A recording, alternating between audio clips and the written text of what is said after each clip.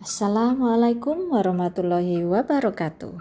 Apa kabarnya anak-anakku? Jumpa lagi bersama Ustadzah Idatia Kartikawati dari SD Islam Tompo Kersan, Lumajang. Semoga kalian dalam keadaan sehat dan tetap semangat belajar walau kita jumpa dalam pembelajaran online. Kali ini materi yang akan kita pelajari adalah tema 6, subtema 2, perubahan energi dalam pembahasan Bahasa Indonesia KD 3.2 tentang menyajikan informasi dari teks tentang perubahan energi, menemukan informasi tentang perubahan energi, menemukan informasi dari teks percakapan tentang sumber energi dan penyalurannya, menemukan informasi dari teks dengan kata penting, menyajikan informasi tentang perubahan energi dalam bentuk rangkuman. PPKN KD 3.2 tentang pentingnya menggunakan energi dengan benar, kewajiban terhadap benda yang digunakan sehari-hari, perilaku yang benar dalam menggunakan energi, hak dan kewajiban dalam memanfaatkan energi. Baiklah anak-anak, sebelum kita mulai belajar, marilah kita berdoa terlebih dahulu. Raditu billahi robba wa bil islami dina wa bi muhammadin nabiyya wa rasula rabbi jidni ilma warzuqni fahma waj'alni minas sholihin asyhadu alla ilaha illallah wa asyhadu anna muhammadar rasulullah. Baiklah, sekarang marilah kita bahas materi tentang menyajikan informasi dari teks tentang perubahan energi. Kita memanfaatkan berbagai bentuk energi dalam kehidupan sehari-hari. Energi tidak dapat diciptakan atau dimusnahkan, tetapi hanya dapat diubah bentuknya. Untuk lebih memahami tentang perubahan energi, perhatikan bacaan yang akan Ustadzah bacakan berikut ini. Perubahan energi. Dedi dan adiknya kelelahan setelah belajar di sekolah. Sesampainya di rumah, ibu meminta mereka untuk berganti pakaian dan makan siang. Mereka makan dengan lahap. Setelah makan, mereka merasa bugar kembali. Dedi pun bertanya kepada ibu alasan setelah makan dapat membuat mereka merasa bugar kembali. Ibu menjelaskan bahwa makanan yang kita makan akan diserap tubuh dalam bentuk sari makanan. Sari makanan tersebut disimpan dalam tubuh berupa energi kimia yang nantinya akan diubah menjadi energi gerak. Hasilnya, tubuh kita dapat melakukan berbagai kegiatan. Setelah makan siang, Dedi dan adiknya belajar di kamar menggunakan kipas angin. Adik Dedi bertanya kepadanya cara kerja kipas angin. Dedi menjelaskan kepada adiknya bahwa kipas angin memperoleh energi listrik yang kemudian diubah menjadi energi gerak pada baling-baling kipas. Dari bacaan yang Ustadzah bacakan tadi dapat diperoleh informasi makanan yang kita makan akan diserap tubuh dalam bentuk sari makanan. Sari makanan tersebut disimpan dalam tubuh berupa energi kimia yang nantinya akan diubah menjadi energi gerak.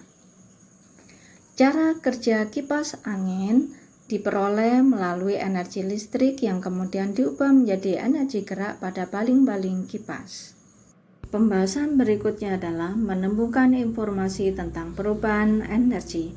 Perhatikan bacaan teks berikut ini. Fitri adalah siswi yang disiplin. Setiap hari ia bangun pagi agar tidak terlambat datang ke sekolah. Fitri selalu mempersiapkan diri dengan baik sebelum berangkat ke sekolah. Fitri memakai baju seragam yang telah disetrika. Setrika baju merupakan alat yang digunakan untuk merapikan baju. Setrika menjadi panas karena adanya perubahan energi listrik menjadi energi panas.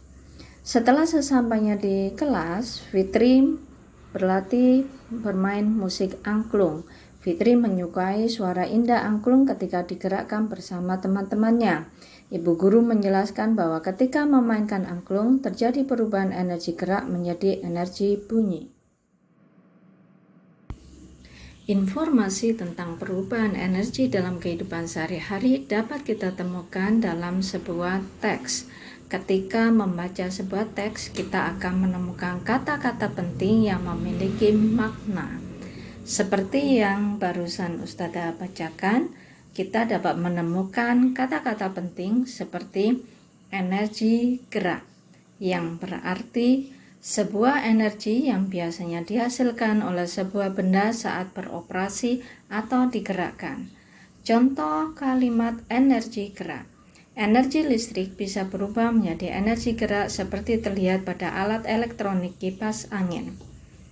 Energi panas, yang berarti semua kemampuan yang terjadi akibat adanya pengaruh panas. Contoh kalimatnya adalah, setiap hari kita pasti tidak pernah lepas dari penggunaan energi panas. Pembahasan berikutnya adalah menemukan informasi dari teks percakapan tentang sumber energi dan penyalurannya. Berdasarkan pembelajaran sebelumnya, kalian sudah mempelajari bahwa ada beberapa bentuk energi yang digunakan dalam kehidupan sehari-hari. Energi-energi tersebut berasal dari sumber energi. Untuk lebih memahami tentang sumber energi dan penyalurannya, perhatikanlah dialog berikut ini.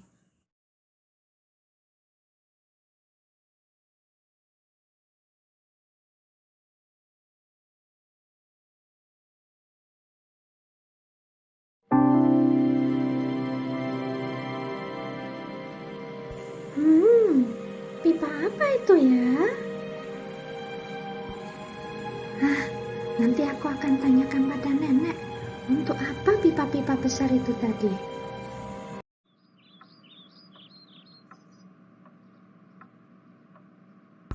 Bagaimana tadi perjalanannya, Gre? Pasti melelahkan ya? Tidak juga, Nek. Justru perjalanan tadi sangat menyenangkan. Oh iya, Nek. Tadi Gre melewati area yang banyak pipa besarnya.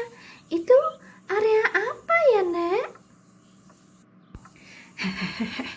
Sepertinya kamu melewati area PLTB atau pembangkit listrik tenaga panas bumi, Gre.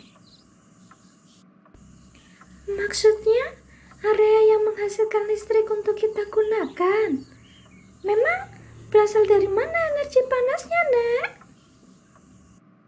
Benar, energi panas bumi yang dimanfaatkan di PLTB berasal dari panas yang tersimpan di inti bumi.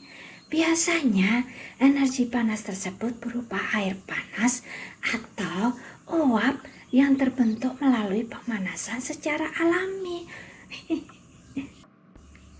Energi panas dari sumur produksi akan memutar alat yang disebut turbin. Gerak pada turbin kemudian akan menggerakkan generator. Bergeraknya generator menghasilkan energi listrik yang kita gunakan ini, Gre. Listrik yang dihasilkan kemudian dialirkan ke gardu-gardu listrik, kemudian ke gedung, rumah, dan semua tempat yang membutuhkannya. Jadi, listrik yang kita gunakan ini melalui proses yang panjang ya, Nek?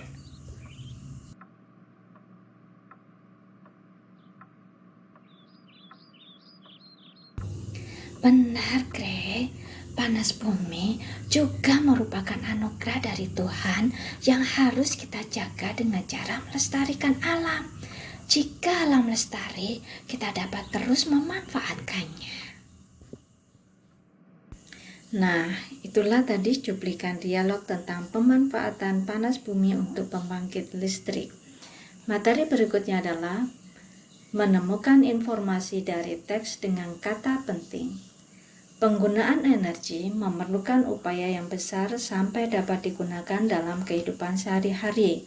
Oleh karena itu, sudah seharusnya kita menggunakan energi secara bijak. Kita mendapatkan informasi tentang cara menggunakan energi secara bijak dengan membaca teks. Informasi dapat ditemukan dengan menggunakan teknik membaca memindai. Membaca memindai adalah membaca untuk menemukan informasi secara cepat. Saat menggunakan teknik ini, kita juga dapat memberikan tanda dalam teks berupa kata pentingnya. Gunakan Kamus Besar Bahasa Indonesia jika mengalami kesulitan menemukan makna kata-kata di dalam teks. Menyajikan informasi tentang perubahan energi dalam bentuk rangkuman. Masih ingatkah kalian dengan teks-teks pada pembelajaran sebelumnya? Anak-anak, informasi tentang perubahan energi dapat diperoleh dari teks tersebut yang dapat kita gali dengan cara menemukan kata-kata kunci pada teks, menemukan gagasan pokok dan gagasan pendukung pada teks, serta membuat pertanyaan-pertanyaan yang berkaitan dengan teks yang kita baca.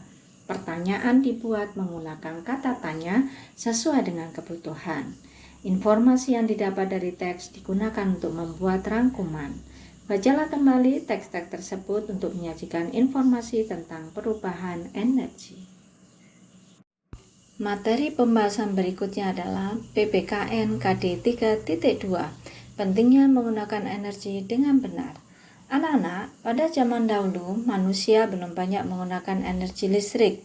Saat ini energi listrik telah dihasilkan dengan memanfaatkan berbagai sumber energi. Berbagai peralatan elektronik dan kendaraan diciptakan. Penggunaan peralatan elektronik dan kendaraan itu memanfaatkan berbagai sumber energi. Setelah adanya teknologi, kehidupan manusia menjadi lebih mudah. Akan tetapi, pemakaian sumber energi juga meningkat. Dari penjelasan tersebut terlihat bahwa sumber energi sangat membantu dalam memudahkan kehidupan manusia. Akan tetapi, sumber daya energi yang tidak dapat diperbarui suatu saat akan habis. Oleh karena itu, kita harus memanfaatkannya dengan bijak. Kewajiban terhadap benda yang digunakan sehari-hari. Anak-anak, apakah kalian selalu merapikan barang-barangmu jika sudah tidak digunakan? Semua barang yang kamu miliki di kamarmu berhak kamu gunakan. Setelah menggunakannya, tentunya kalian berkewajiban untuk merapikannya kembali. Dengan menjalankan kewajiban terhadap kamarmu, kamu bisa mendapatkan hakmu untuk menikmati kamar yang nyaman. Saat pakaian kotor, banyak orang yang mencucinya menggunakan mesin cuci. Mesin cuci dijalankan menggunakan energi listrik. Energi listrik sangat bermanfaat dalam kehidupanmu. Oleh karena itu, manfaatkanlah energi listrik dengan bijak. Bersikaplah bijak dalam menggunakannya. Dengan demikian, kamu telah menjalankan kewajibanmu untuk menghemat energi listrik. Pembahasan berikutnya adalah perilaku yang benar dalam menggunakan energi. Pada pembelajaran sebelumnya, kita telah membahas mengenai energi yang digunakan untuk menghasilkan kebutuhan sehari-hari. Sudahkah kalian berperilaku secara tepat saat memanfaatkan sumber energi? Menghemat dan tidak membuang-buang energi artinya menggunakan energi seperlunya. Jika cuaca tidak terlalu panas, kalian tidak perlu menyalakan pendingin ruangan sepanjang hari. Kalian dapat menghemat listrik jika melakukannya. Nah, sudahkah kalian menghemat dan menggunakan energi sesuai fungsinya? Ajaklah orang-orang di sekitarmu untuk bersama-sama berperilaku benar dalam menggunakan energi. Hak dan kewajiban dalam memanfaatkan energi. Sumber energi memberikan banyak manfaat. Adanya sumber daya energi dapat memudahkan kehidupan manusia.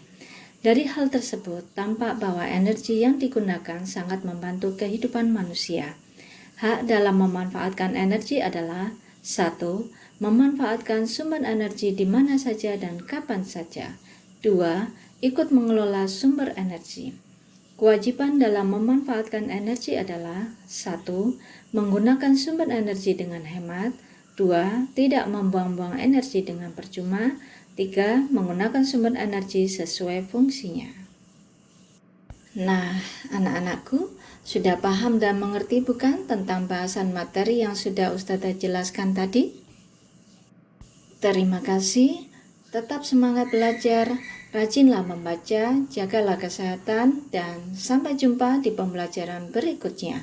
Assalamualaikum warahmatullahi wabarakatuh.